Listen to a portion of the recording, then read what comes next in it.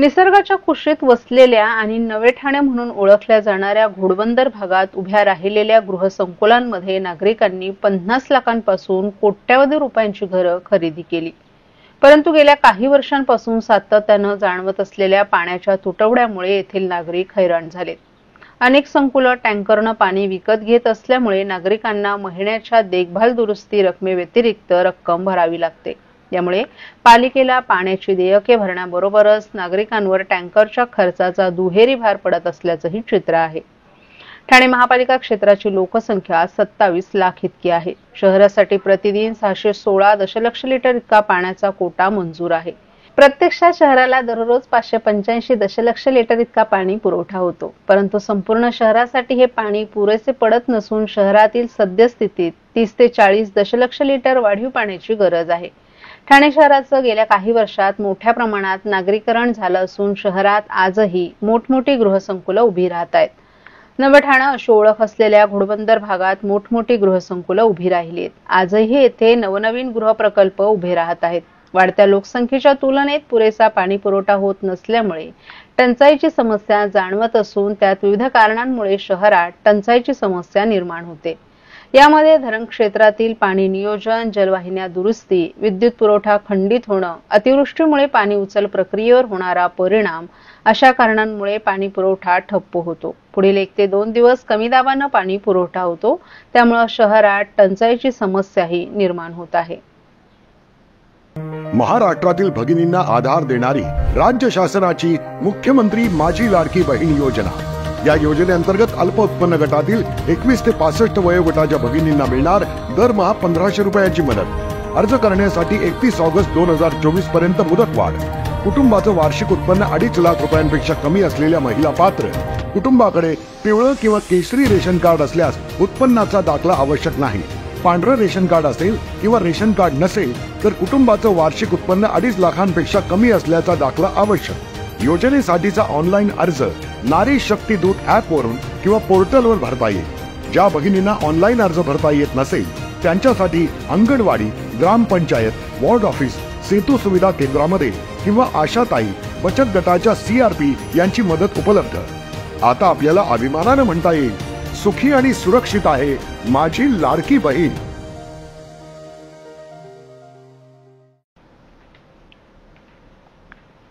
Quorum mall आणि तारांगण society जवळील नाल्यावर slab टाकण्यास ठाणे महापालिकेने दिलेली परवानगी रद्द करण्याचं तसंच या प्रकरणातील याचिकाकर्त्याला प्रत्येकी 1 लाख रुपये देण्याचे आदेश उच्च न्यायालयानं ठाणे महापालिकेचे आयुक्त आणि विकासकाला दिले होते. या आदेशानंतर पालिका आयुक्त सौरभ राव यांनी याचिकाकर्त्याला नुकताच 1 लाख रुपयांचा धनादेश दिलाय. ठाण्यातील कोरम मॉल आणि तारांगण सोसायटी जवळील सेवा रस्त्यालगत असलेल्या भूखंडाच्या ठिकाणी ये जा करण्यासाठी एका विकासकानं नाल्यावर स्लॅब टाकला होता. 2005 मध्ये हा स्लॅब टाकण्यात आला होता. पालिका आयुक्तांच्या मान्यतेने हे काम करण्यात आल्याचं सांगत तसं पत्रही मलनिस्सारण विभागानं विकासकाला दिलं होतं. या प्रकरणी याचिकाकर्ते नटवर पटेल यांनी उच्च न्यायालयात धाव घेतली होती. याबाबत न्यायालयानं पालिकेला अहवाल सादर करण्याचे निर्देश दिले होते. त्यानुसार पालिकेनं उच्च न्यायालयात अहवाल सादर केला होता. त्यात विकासकानं मंजूर विकास प्रस्तावामध्ये नाल्यावर स्लॅब टाकून प्रवेश दाखवला होता, परंतु त्यासाठी योग्य मंजुरी घेण्यात आली नव्हती. हा स्लॅब अनधिकृतरित्या बांधल्यामुळे ठाणे महापालिकेतर्फे 15 मे 2004 रोजी नोटीस दिली होती. विकासकानं नोटीसला 18 मे 2004 रोजी उत्तर दिलं होतं. यानंतर पालिकेनं 9 ऑगस्ट 2004 रोजी नोटीस देऊन स्लॅब काढून टाकण्याचं विकासकाला आदेश दिले होते. त्यानंतर विकासकानं नाल्यावरील स्लॅब नियमित करण्यासाठी अर्ज केला होता आणि त्यास आयुक्तांनी मान्यताही दिली होती. त्यानुसार कार्यकारी अभियंत्यानं विकासकाला पत्राद्वारे कळवलं होतं असं पालिकेनं अहवालात म्हटलं होतं. दरम्यान उच्च न्यायालयानं नाल्यावर स्लॅब टाकण्यास दिलेली परवानगी रद्द करण्याचे आदेश दिलेत. त्याचबरोबर या प्रकरणातील याचिकाकर्त्याला प्रत्येकी 1 लाख रुपये देण्याचे आदेश उच्च न्यायालयानं ठाणे महापालिका आयुक्त आणि विकासकाला दिले होते. या आदेशानुसार पालिका आयुक्त सौरभ राव यांनी याचिकाकर्त्याला नुकताच 1 लाख रुपयांचा धनादेश दिलाय अशी माहिती पालिका सूत्रांनी दिली आहे. एसटीला आर्थिकदृष्ट्या सक्षम करण्यासाठी भविष्यात आपण 25,000 स्वमालकीच्या बसेस घेत आहोत। या बसेस चालवण्यासाठी आपल्याला मनुष्यबळाची गरज पडणार असून चालक तथा वाहक पदांबरोबरच अन्य काही वर्गातील पदं देखील येत्या काही वर्षात एसटी महामंडळात भरती केली जाणार आहेत। त्याबाबतच्या ठरावाला नुकतीच संचालक मंडळाच्या बैठकीमध्ये मंजुरी देण्यात आली होती, अशी माहिती परिवहन मंत्री आणि एसटी महामंडळाचे अध्यक्ष प्रताप सरनाईक यांनी दिली आहे। एसटी महामंडळाची तत्कालीन आर्थिक परिस्थिती लक्षात घेता उच्च न्यायालयानं एसटी महामंडळातील नोकर भरतीला 2024 पर्यंत मनाई केली होती। तथापि येत्या काही वर्षांमध्ये निवृत्त होणाऱ्या कर्मचाऱ्यांची लक्षणीय संख्या लक्षात घेता नव्या बसेस चालवण्यासाठी चालक तथा वाहक या पदासह अन्य कर्मचारी आणि अधिकाऱ्यांची भरती करणं अत्यंत आवश्यक असून याबाबतच्या ठरावाला एसटी महामंडळाच्या 307व्या बैठकीत मान्यता देण्यात आली आहे। तसंच हा प्रस्ताव शासनाच्या मंजुरीसाठी पाठवण्यात येत असल्यामुळे भविष्यात वाढत्या चलनीय बस संख्येनुसार कर्मचाऱ्यांच्या नवीन आकृतीबंधाला मंजुरी घेण्यात येणार आहे। त्यानुसार पुढील भरती प्रक्रिया राबवण्यात येईल। अभियंत्यांची रिक्त पदं भरणार असून सध्या एसटी महामंडळाच्या अनेक विभागांमध्ये कुशल मनुष्यबळाचा अभाव असल्याचंही सरनाईक यांनी सांगितलं। अनेक ठिकाणी चांगलं शिक्षण अधिकारी आवश्यक असून विशेषतः भविष्यात पीपीपी तत्व विकसित होणाऱ्या एसटीच्या जागेबाबतीत बांधकाम विभागाकडे कुशल अभियंत्यांची गरज भासणार असल्यामुळे सध्या रिक्त असलेल्या अभियंत्यांच्या जागा करार पद्धतीने आणि सरळ सेवा भरतीच्या माध्यमातून भरण्यात येणार असल्याचंही सरनाईक यांनी सांगितलं।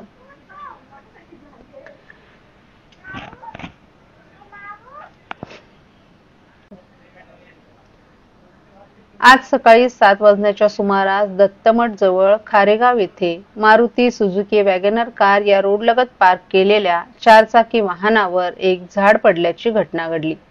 घटनास्थळी कळवा पोलीस चौकीचे कर्मचारी, टोरंट पॉवरचे कर्मचारी, आपत्ती व्यवस्थापन कक्षाचे कर्मचारी, एक पिकअप वाहनासह एक जेसीबी मशीनसह अग्निशमन दलाचे जवान, एक रेस्क्यू वाहनासह आणि एक फायर वाहनासह तर वृक्ष प्राधिकरण विभागाचे कर्मचारी दाखल झाले। घटनास्थळी कोणालाही दुखापत झाली नाही। आपत्ती व्यवस्थापन कक्षाचे कर्मचारी आणि अग्निशमन दलाचे जवान यांच्या मदतीनं 4 चाकी वाहनावर पडलेले हे झाड कापून बाजूला करण्यात आले। काही दिवसांपूर्वीच अवकाळी पावसामुळे ठाण्यात ठिकठिकाणी वादळी पावसानं झाडं उन्मळून पडली आहेत। पहिल्याच पावसात ठाणे शहरात अनेक ठिकाणी झाडं पडली। यात एका 26 वर्षीय मुलाचा मृत्यू देखील झाला। या मृत्यूला ठाणे महापालिकेचे अधिकारी जबाबदार असल्याचा आरोप ठाणे महानगरपालिका वृक्ष प्राधिकरण समितीचे सदस्य विक्रांत तावडे आणि नम्रता भोसले जाधव यांनी केला आहे। याबाबत ठाणे महानगरपालिका आयुक्त सौरभ राव यांची त्यांनी भेट घेतली असून अत्याधुनिक पद्धतीनं संपूर्ण ठाणे शहरातील झाडांची तपासणी करावी आणि जे झाडं धोकादायक झाली आहेत त्यांना मुळासकट काढून टाकण्यात यावं, जेणेकरून कोणत्याही प्रकारची जीवितहानी होणार नाही। ठाणे महानगरपालिका जर करदात्यांकडून वृक्ष कर घेत असेल तर या कराच्या रकमेतून हा संपूर्ण खर्च करावा आणि संपूर्ण झाडांचं सर्वेक्षण करावं, अशी मागणी या दोन्ही सदस्यांनी आयुक्तांकडे केली होती।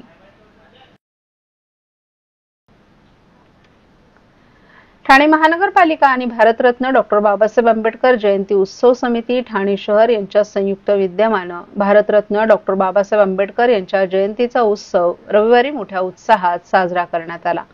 ठाणे स्थानक परिसरातील भारतरत्न डॉ. बाबासाहेब आंबेडकर यांच्या पूर्णाकृती पुतळ्याला समितीचे अध्यक्ष भास्कर वाघमारे, महापालिकेचे उपायुक्त शंकर पाटोळे, दिनेश तायडे, वाहतूक पोलीस विभागाचे सहाय्यक आयुक्त भोसले, ठाणे शहर पत्रकार संघाचे अध्यक्ष आनंद कांबळे यांच्या हस्ते पुष्पहार अर्पण करण्यात आला। त्यानंतर मासुंदा तलाव येथे छत्रपती शिवाजी महाराज यांच्या अश्वारूढ पुतळ्याला ठाणे महापालिकेचे माजी स्थायी समिती सभापती भैयासाहेब इंदिसे, समितीचे सरचिटणीस संजय भालेराव, समिती सदस्य प्रमोद इंगळे, सहाय्यक आयुक्त दिनेश वाघमारे यांच्या हस्ते पुष्पहार अर्पण करण्यात आला। त्यानंतर मासुंदा तलाव येथे पुण्यश्लोक अहिल्याबाई होळकर तसंच टेंबिनाका येथे धर्मवीर आनंद दिघे यांच्या अर्धपुतळ्यांना पुष्पहार अर्पण करून अभिवादन करण्यात आलं। त्यानंतर कोटनाका येथे मिरवणुकीची सांगता झाली। भारतरत्न डॉ. बाबासाहेब आंबेडकर यांच्या पूर्णाकृती पुतळ्याला समितीचे प्रमुख मार्गदर्शक आणि रिपाई एकतावादी पक्षाचे राष्ट्रीय अध्यक्ष नानासाहेब इंदिसे, महापालिकेचे उपायुक्त शंकर पाटोळे आणि दिनेश तायडे यांच्या हस्ते पुष्पहार अर्पण करण्यात आला। त्यानंतर कोटनाका येथे रात्री 8च्या दरम्यान शाहीर संभाजी भगत यांच्या जलसा या मुख्य कार्यक्रमात भारतरत्न डॉ. बाबासाहेब आंबेडकर यांचे विचार, त्यांच्या आठवणी यांना उजाळा देण्यात आला. तसंच गाणी आणि प्रबोधन जलसाच्या माध्यमातून संभाजी भगत यांनी यावेळी केलं. या कार्यक्रमात ठाणे उत्सव समितीचे प्रमुख मार्गदर्शक नानासाहेब इंदिसे, समितीचे अध्यक्ष भास्कर वाघमारे, कार्याध्यक्ष राजभाऊ चव्हाण, भैयासाहेब इंदिसे तसंच इतर कार्यकर्ते पदाधिकारीही उपस्थित होते.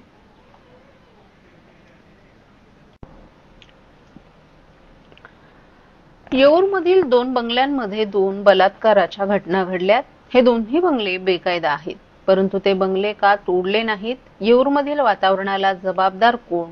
रात्री बाहेरील लोक तिथे सोडली कशी जातात?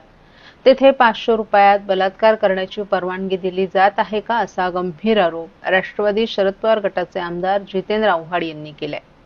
तसंच उत्पादन शुल्क विभाग येथे मद्याचा परवाना देतोच कसा, याचं उत्तर उत्पादन शुल्क विभागाच्या मंत्र्यांनी द्यावं, असंही आव्हाड यांनी सांगितलं.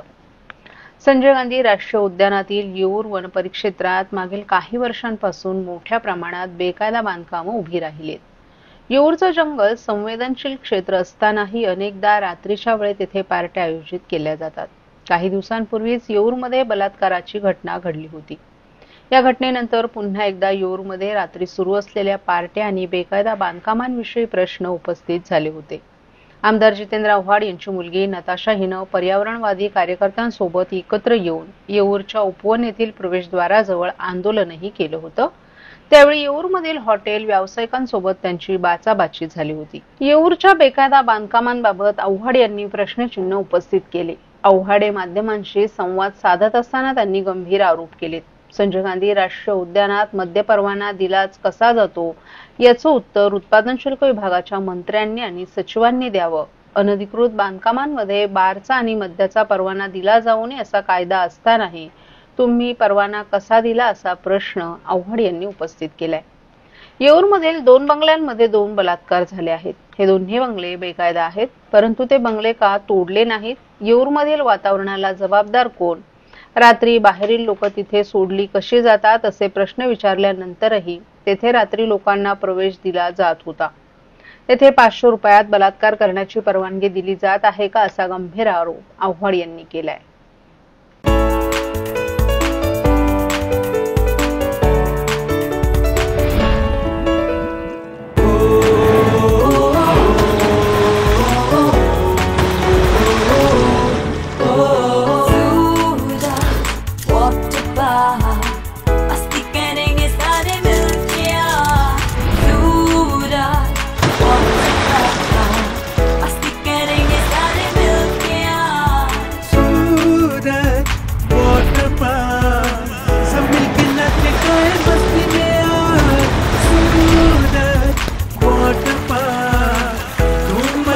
सब मिलके आज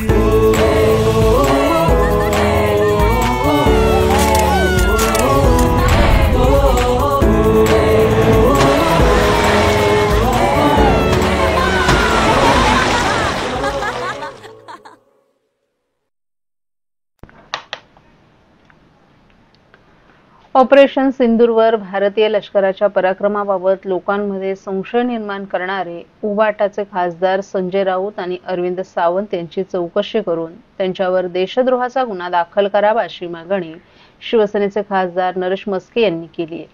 भारतीय लष्कराच्या कारवाईवर संशय घेणारे संजय राऊत आणि अरविंद सावंत या दोन्ही खासदारांच्या तोंडून पाकिस्तानची भाषा बाहेर पडत असून ते पाकिस्तानी लष्कराचे प्रवक्ते बनलेत, अशी सडकून टीका खासदार मस्के यांनी केली आहे.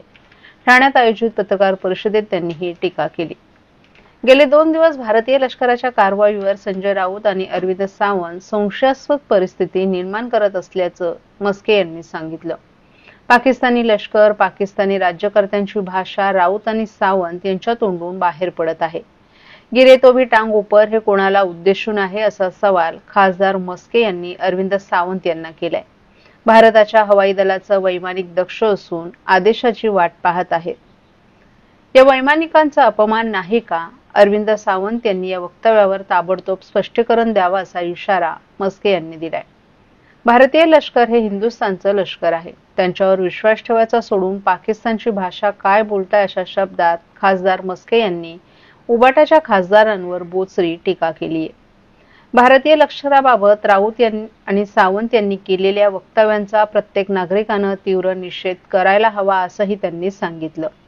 मात्र विरोधकांनी 1971 प्रमाणेच आज सरकारवर विश्वास ठेवायला हवा. तुम्ही पाकिस्तानच्या लष्करावर विश्वास ठेवणार? अमेरिकेचे राष्ट्राध्यक्ष ट्रम्प यांच्यावर विश्वास ठेवणार का? भारतीय लष्करावर विश्वास ठेवणार असा सवालही खासदार नरेश मस्के यांनी उपस्थित केलाय. भारतीय सैन्य हे कोणा पक्षाचं नव्हे तर देशाचं सैन्य आहे. त्यामुळे लष्करावर तुम्ही विश्वास ठेवायला हवा. लष्करानं फोटोसकट, व्हिडिओसकट पुरावे दिले तरी तुम्ही त्यांच्याबाबत गैरसमज पसरवताय. हा एक प्रकारे लष्कराचा अपमान असून तो देशद्रोह असल्याचंही मस्के यांनी सांगितलं.